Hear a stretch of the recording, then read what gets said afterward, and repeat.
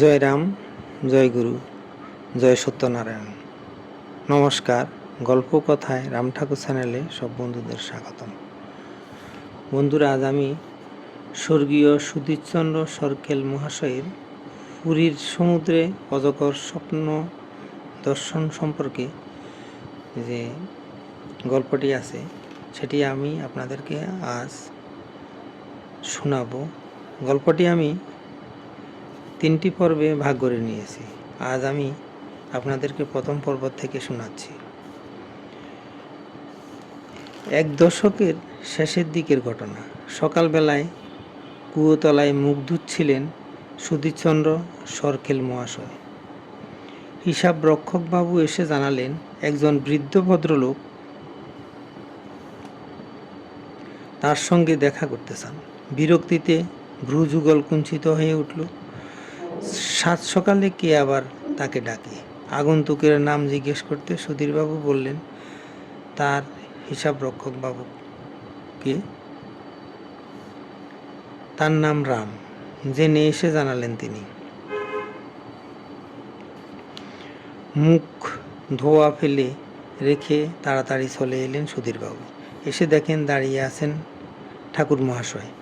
ভিজে হাতেই প্রাণ ভরে প্রণাম করলেন সুধীরবাবু। তারপর নিয়ে গেলেন তার শয়নকক্ষে। যে তক্তপোষের উপর তিনি শয়ন করেন তার চাদরটি অত্যন্ত মলিন। ত্রস্ত হস্তে মলিন চাদরটি বদলে একটি ধোয়া চাদর বিছিয়ে দিলেন ঠাকুর মহাশয়। বিছানায় বসলে পুনরায় প্রণাম করলেন সুধীরবাবু। যেখানে তার ঠিকাদারির বাড়িঘরের কাজ হচ্ছে সেখানে সুধীরবাবুর যাওয়া প্রয়োজন একান্তভাবেই। সেজন্য তিনি ছটফট করছিলেন। কিন্তু কটকের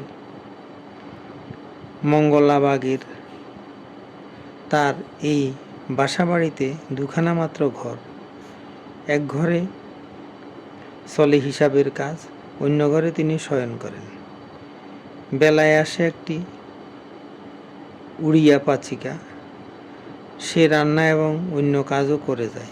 সুতরাং ঠাকুর মহাশয়কে একা এমনভাবে ফেলে চলে যাওয়া সুধীরচন্দ্র সরকেল মহাশয়ের ইতস্তত করা অতি স্বাভাবিক।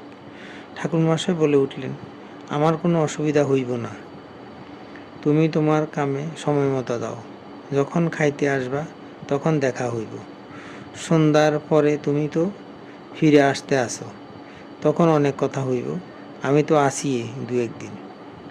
সুধীরবাবুর কথা মতো হিসাব রক্ষকবাবু মাঝে মাঝে ঠাকুর মহাশয়ের কাছে এসে জানতে চান যে তার কোনো কিছুর প্রয়োজন আছে কিনা। প্রতিবারেই এসে তিনি দেখেন ঠাকুর মহাশয় বিছানার উপর স্থির হয়ে বসে আছেন আর শুনে যান একই উত্তর বারবার, তার কিছুর দরকার নাই। বেলা এলো বাজার এক মজুরের মারফতে। তারও কিছু পরে এলো পাচিকা রমণী। বেলা 12টারও কিছু পরে সুধীরচন্দ্র ফিরে এলেন ঠাকুরের জন্য কিছু ফলমূল নিয়ে। হিসাব রক্ষক বাড়ি গেলেন খেতে। সুধীরবাবু স্নান সেরে ঠাকুর মহাশয়ের জন্য ফল কেটে দিতে উদ্যত। এমন সময় ঠাকুর মহাশয় বললেন, ওইগুলি এখন থাক, পরে হইব। তুমি রান্ধুনি মায়েরে কও আমার জন্য কয়েক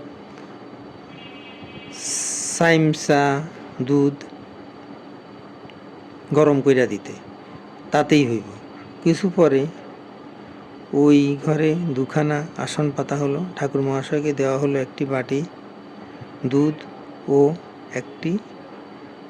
ঠাকুর মহাশয়কে দেওয়া হলো 1 বাটি দুধ ও একটি চামচে। অন্য আসনে বসে সুধীরবাবু ভাত খেতে লাগলেন। চামচে 4 ঘন দুধ খেয়ে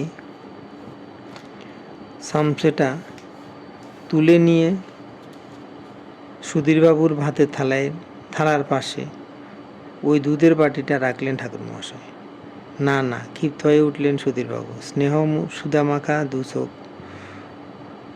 সুধীরচন্দ্রের উপর নিবদ্ধ রেখে ঠাকুর মহাশয় বললেন, এত পরিশ্রম করো, দুধটা একটু বেশি না খাইলে চলবে কেমনে?